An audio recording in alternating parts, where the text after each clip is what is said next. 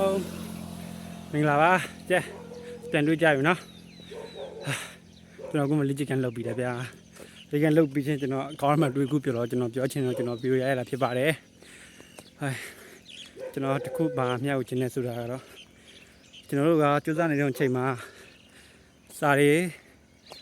ပုံမှန်ဖတ်ပါလို့ကျွန်တော်ထိုင်လုံးချင်ပါလေဘာလို့ဆိုတော့ကျွန်တော်လက်ရှိအခုလက်ရှိဖြစ်နေတာပေါ့နော်အစားကကျွန်တော်မှာဘာလို့လို့မှမသိရွေးချက်တွေများပန်းတဲ့နေများပြီးလမ်းပြောင်းနေတာဖြစ်ပါတယ်လက်ရှိမှာကျွန်တော်သိပါပြီကျွန်တော်ဘာဝါသနာပါလဲဆိုတော့ဘာလုပ်ချင်လဲဆိုတော့ကျွန်တော်သိပါပြီအဲ့ဒါဘာကြောင့်အဲ့လိုဖြစ်ရလဲဆိုတော့ကျွန်တော်ကစာရီနေ့စဉ်ဖတ်ပါလေစာရီဖတ်နေကြမှာကိုဘာစိတ်ဝင်စားလဲဆိုတော့ကိုဖြည်းဖြည်းသိလာတာဖြစ်ပါတယ်ကဲကျွန်တော်လူငယ်တွေလည်းဆိုရှယ်မီဒီယာပါချင်မကုန်ကြပါနဲ့စာရီပုံမှန်ဖတ်ပါစာဖတ်နေကြမှာကိုရဲ့ဝါသနာပါရကိုစိတ်တန်ရာကို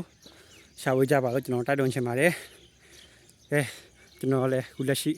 စူးစမ်းနေတော့မလို့ကျွန်တော်ရဲ့ဖြစ်ပြနေတဲ့ဟာတွေကျွန်တော်ပြန်လည်မျှဝေတာဖြစ်ပါတယ်ကဲအားလုံးပဲအောင်မြင်တဲ့နေ့ကြမှာပြန်တွေ့ကြမယ်နော်တတားပါ